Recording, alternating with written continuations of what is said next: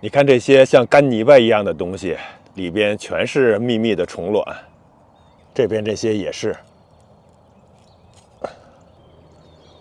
我家的香椿树今年差点被他们毁了，树干还黑了一大片。如果你家也有香椿树，特别是美国东岸马里兰宾州 DC 这一带的，今天这一期一定要看完。这是我种的香椿树，有4棵，种了好几年了。从前年开始呢，树干上就出现了好多灰褐色的硬块，而且整个树干变得黑乎乎的，就像被烟给熏过一样。咱们近距离的仔细看一看，我一开始以为是真菌感染，后来查了资料才知道，这些泥巴根本就不是泥巴，是一种叫斑衣蜡蝉，英文叫 Spotted Lanternfly 的害虫产的越冬虫卵。再看看这黑乎乎的树干，斑斑点点的，这树干变黑呢，是这些虫子去年排出的蜜露滋生了真菌，叫霉污病。从远处看，整棵树也是黑乎乎的，听起来挺吓人的。但好消息是，这2个问题今天都能解决，而且完全不用农药。网上有人说呢，这些虫卵可能用喷火器，厨房的喷火器直接烧。说句实话吧，如果要真是这么干，虫子可能是死了，但是树也跟着完了。火会直接烧伤树皮下面的活组织，特别是香椿树皮本来就不厚，一烧很容易感染，严重的话整棵树都会枯死的。来近距离看一下这香椿的树皮，轻轻地刮一下就能看到下边绿色的组织了。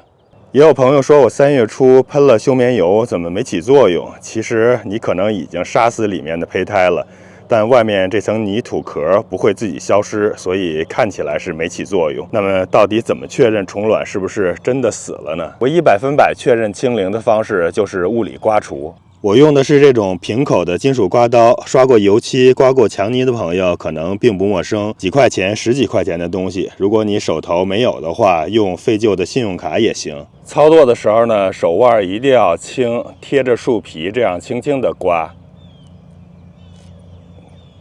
看，这样就刮下来了。这里有个细节呢，刮掉的虫卵呢，不要让它直接掉在地上。掉在地上的话，是有很大几率还是会孵化变成虫子的。最好的方式呢，是下边找个桶，或者是拿一个垃圾袋，里面有条件的话，可以放一点肥皂水或者是酒精。这样的话，它倒进去就直接被淹死了，泡一泡就没了，然后就可以当厨余垃圾给丢掉了。有时候数量少的时候，为了图省事儿，我也会直接用金属刮板给它使劲的摁一摁，听到嘎嘎的声音，就是里面的虫卵已经爆裂了。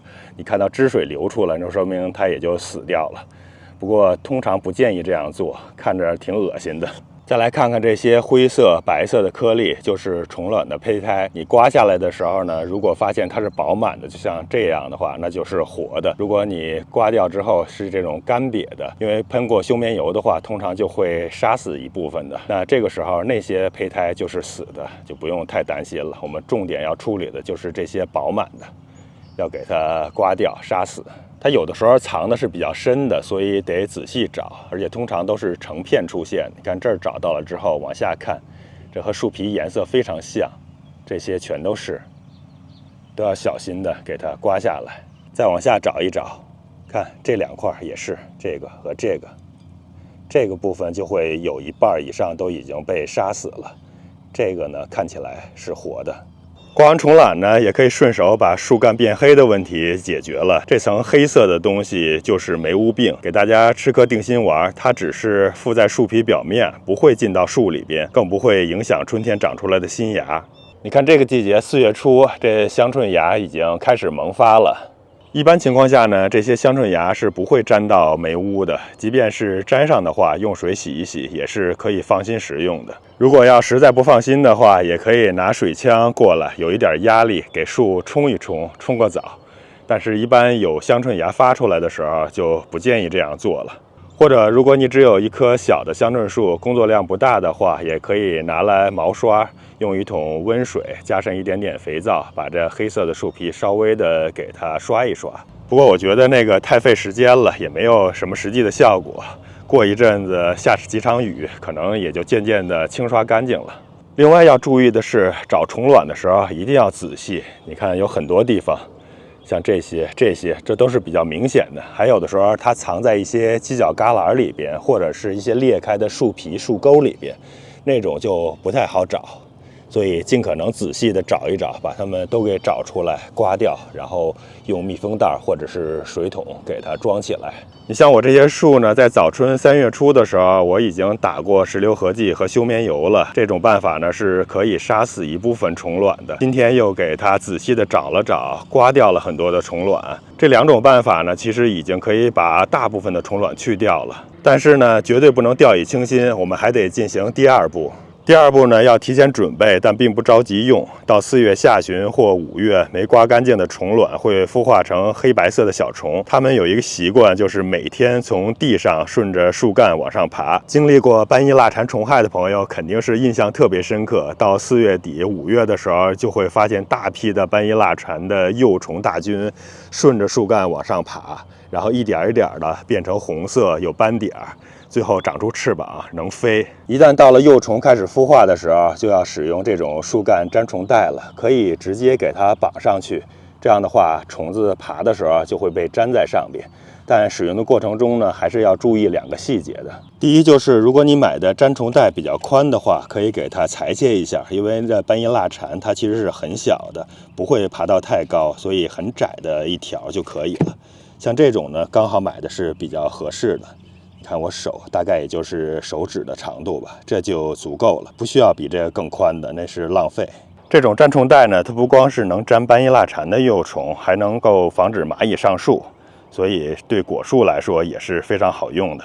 等到4月下旬的时候，发现虫卵已经鼓起来要孵化了，就可以把粘虫带粘上了。只需要3英寸的距离的宽度，就可以把虫子牢牢地粘住，防止它上树了。不用贴太早，因为如果你这个时候贴的话，2、3周的时间，这些粘虫带风吹日晒雨淋吸灰尘，可能早就没有粘性了，到时候是浪费。还有第2点，很多人会忽略的，就是需要填补一下缝隙。你看，有些香椿树的树皮是非常粗糙的，中间有很多的沟痕呀、裂缝什么的。如果你这样贴在表面的话，很多幼虫会顺着下边的树皮、树缝给钻进去。所以最好的方式是给它压一压，如果实在压也不管用的话，可以给它填一填树皮的缝，这样的话让虫子没办法从下边钻过去，就会从上边爬过去，就会粘在粘虫贴纸上了。最后一条红线，我们种的是食用香椿，从现在直到采摘期结束，树干和根部绝对禁止使用任何化学的杀虫剂，什么内吸的呀、接触式的都不要使用，因为安全永远是家庭果园的第一原则。这些树上的虫卵给它刮掉之后，到底有没有效果，有多少效果？2周之后，如果虫卵开始孵化的时候，我会拿着粘虫带看看到底能拦住多少，到时候就可以看到实际的效果了。想看后续的话，可以订阅一下，我更新了，你第一时间就能看到。再看看这香椿芽，用不了多久就可以长出来，开始采摘了。Maxim, come.